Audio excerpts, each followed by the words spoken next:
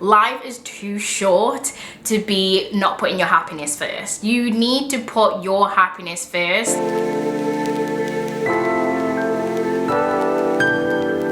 Welcome back to another video. I hope everybody has had a lovely start to the new year, 2026. We're all feeling the good vibes, the good energy. We just had a full moon in Capricorn. The successful energy is around us all. We're starting off 2026 with fresh energy, and I'm super excited for the videos that I'm going to be creating this year for you guys, because I really want to build a community of like-minded women where we can all just boost each other, learn from each other, grow from each other, and become our best selves. And speaking of new beginnings and fresh starts, if you've been feeling like the old version of you doesn't really fit anymore, then this is the perfect video for you. We're going to be looking at how to reinvent yourself to be the best version of you possible. However, this doesn't mean that you have to experience burnout or immense pressure and stress to completely do a 180 on your life and who you are as a person. That's not what we're talking about here, and this video is going to help you with those steps.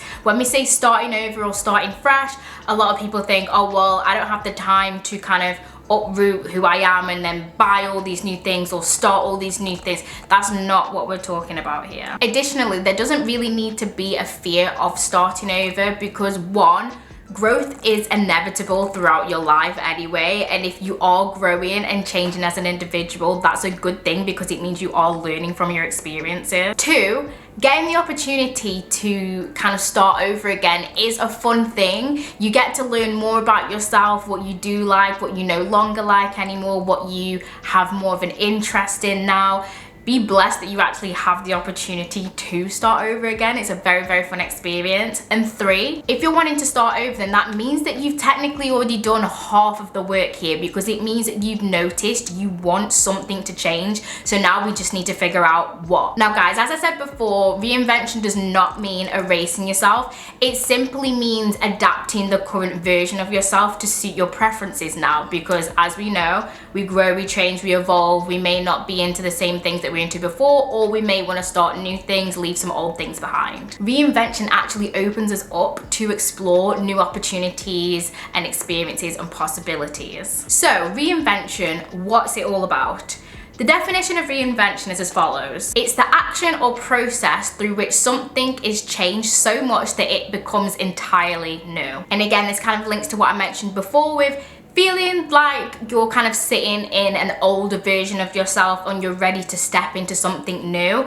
That completely fits the definition of reinventing yourself. It doesn't have to be this crazy loaded statement and loaded thing. It can be done in very small steps. It can be a growing thing. It can be, again, whatever you want it to be. At the end of the day, it's all about you becoming your best self. When we talk about reinventing ourselves, this means truly figuring out who you are and what you want out of life. Now, I know that statement might sound a little bit loaded, but really at the core of it, all it means is living your life for you and nobody else. For example, not engaging in activities that you hate, but you're just doing it because everybody else does it, or maybe everybody's got like some kind of preconceived expectation of you, so you're like, oh well, everybody kind of thinks that I'm this kind of person, so I should kind of do said thing, even though you don't like it and it serves you no purpose anymore. I've been guilty of this before. Certain activities in the past that I was maybe invited to, I didn't really want to go, and I was like, oh well, I kind of would rather be doing this right now, or I know that when I get there I'm not going to really be feeling the same vibe as everybody else, but I've just done it because I'm like, oh well, I should do it because everybody else is doing it. Got there, hated it. So there's no point. Why am I living my life for other people when I'd be much happier doing X thing? So this may mean letting go of certain habits, roles, or expectations that other people might be putting onto you, but that you also might be putting onto yourself. You need to kind of have a think, reflect on that, and notice what things you actually want to let go. In doing that, you're going to become more yourself and not like anybody else. I feel like sometimes we get so caught up in doing our daily routines and our day-to-day things that you kind of lose yourself in other things in life, and then when you strip back everything, you're left with, oh okay, I actually don't know what I want to do today. I have a free day and I don't know what I want to do because I don't have X saying this, or I don't have this kind of thing that we usually do. What do I actually like to do myself? What kind of things do I enjoy? What do I like to do for fun?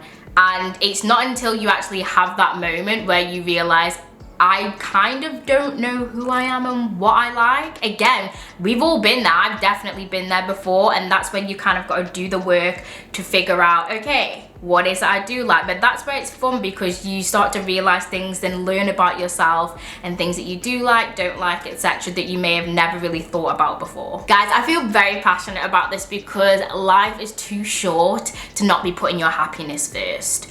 Your happiness should be a very big priority in your life. And I don't mean being rude or like dismissing other people, but just truly what you like to do, what you value in life, and things that really make yourself better as a person.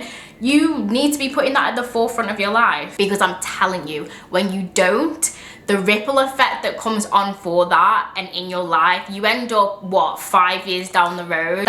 That's when the would've, should've, could've start to come into place, and you don't want to be that person. And disclaimer, this reinvention of yourself is going to happen a good amount of times throughout your life, because you are constantly evolving. There are things that you experience and learn throughout your life that change your opinions, thoughts, and feelings on certain things. You may have been introduced to this activity that you never even knew existed, and now you're in love with it. Now you want to dedicate like a good portion of your life towards doing X thing. So don't think it's a one and done thing. It's not, but you need to embrace it. And it's something that I think a lot of people aren't as conscious of, and just again kind of float through life, when you can actually hone this in and use it to become your best self. Now, the reason why you're all here: how do you actually reinvent yourself without experiencing burnout or having to start over completely? And for this, there's only really 3 things that you need to focus on. The first one is mindset shift. And what I mean by this is any of those negative thoughts, phrases, things that you tell yourself about why you can't do this or why you can't do the said thing that you actually really enjoy or want to do more of. That mindset and that way of speaking to yourself internally needs to change. Instead, you actually need to flip the switch on it. And if you're sat there thinking, mindset shift, I don't really know where to start with that. I actually don't really know what mindset shift I should be having. Your starting point will be, what is your mental hurdle? What's something that you tell yourself that's stopping you from being your true self and actually enjoying the things that you really want to in life? Oh, well, I'm not rich enough, or oh, I don't have enough money, or I'm not moved into the correct house yet, I'm not in the location I want to be in yet.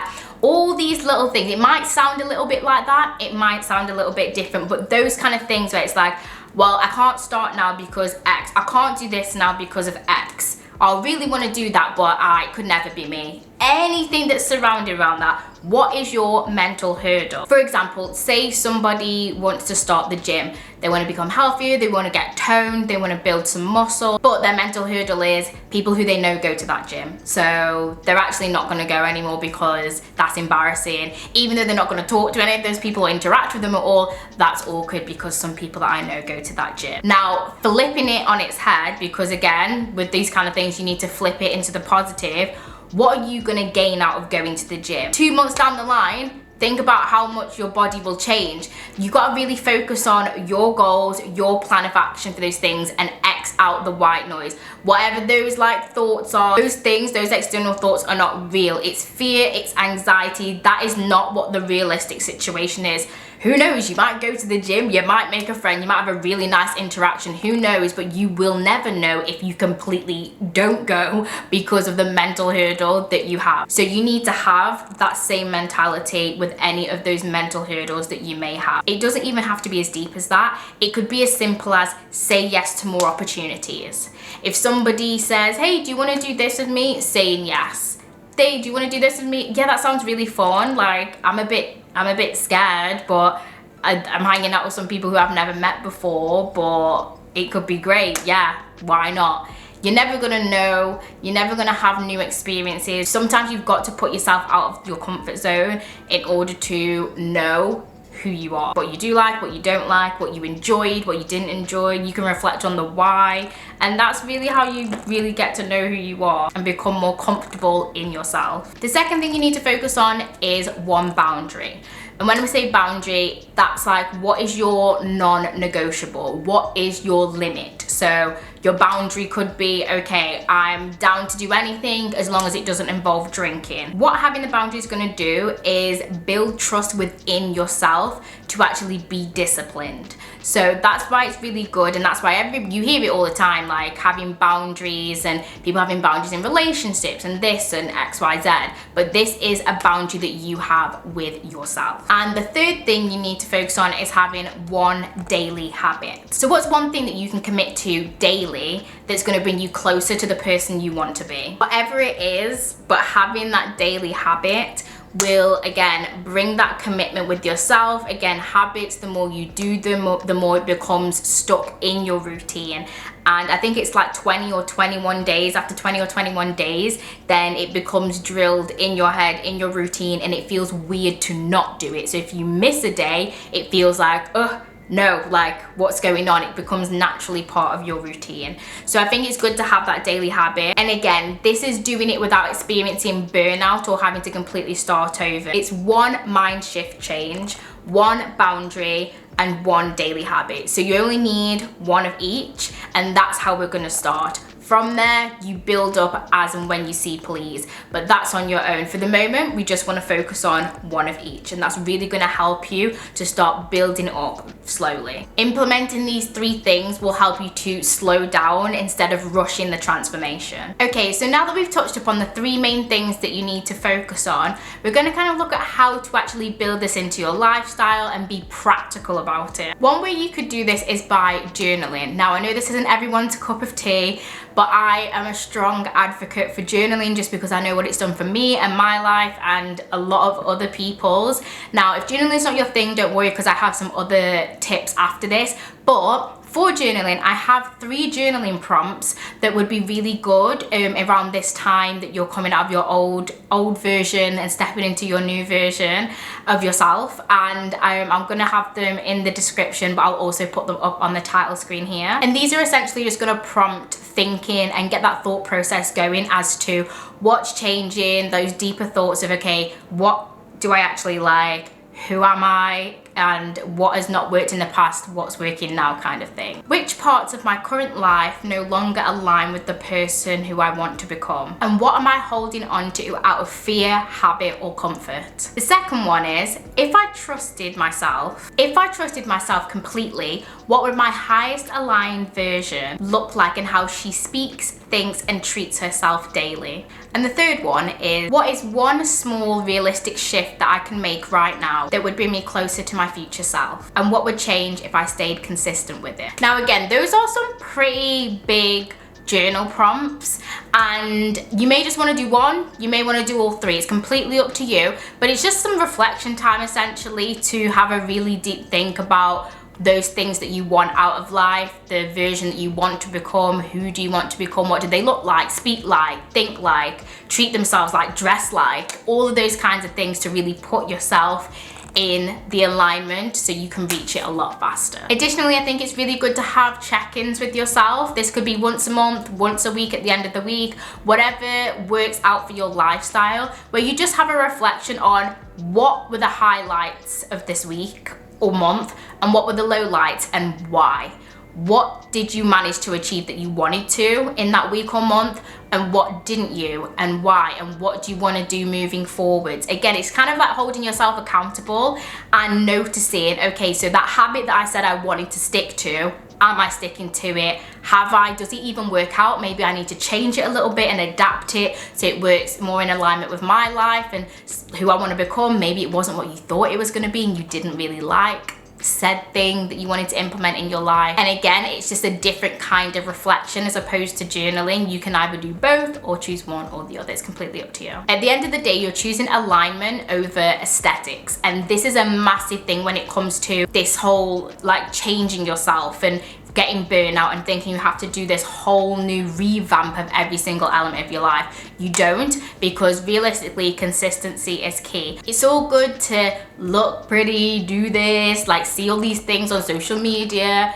but realistically, they're not living the same life that you are. You are you, and you are nobody else. You don't fit anybody else's mold. You are your own unique person, and the person who you want to become and want to better yourself to become is all about alignment and staying consistent with those habits, those boundaries, and those things that you implement into place, along with the mindset shift. At the end of the day, you are allowed to grow at your own pace. It's not a rush. I know sometimes it might seem like it, but it's not. There's no point in rushing, because when you rush, you're not going to see the results. It may turn into something that you really didn't want because you're not going at the pace that you're meant to. Every small step that you're taking truly matters, even though it doesn't feel like it. Like I said, one little daily habit that you may change in your routine to become your better self, whether it's a little self-care routine, whether it's like meal prep, whether it's something that seems really small and insignificant, it's not, because you're still making those active changes to become better. You're doing enough, and you can trust yourself to go along this process and complete it in your own time. And like I said, have fun doing it. It's fun to reinvent yourself. It's fun to learn new things about yourself, to be like, oh my gosh, I never thought I would have enjoyed that. I've had preconceptions about this before. When I started reading, I was like, I like thriller movies, so I'll probably enjoy thriller books. Who knew I really enjoyed romance books? And I was like, what in the world is this? I never would have known that if I hadn't even started reading. So there's just all these different things that you get to explore about yourself and have fun along the way, because it is a fun thing to do, and it's also bettering yourself and growing out of old habits and things that no longer serve you to become your highest version. You got this. I believe in you. And I hope today's video really helped to give you some tips and tricks to strive to be the highest version of yourself that you can possibly be. I'll be doing these as well. I do these tried and true. Like, everything that I say is everything that I do as well. We're on this journey together, and evolving is an ever-going process. So you're going to be reinventing yourself more than just once, and it's a really fun thing to do. Please like, comment, and subscribe. Let me know, comment down below if you'll be stepping into a new chapter of your life this year. I know I will be, and I'll see you guys in the next video.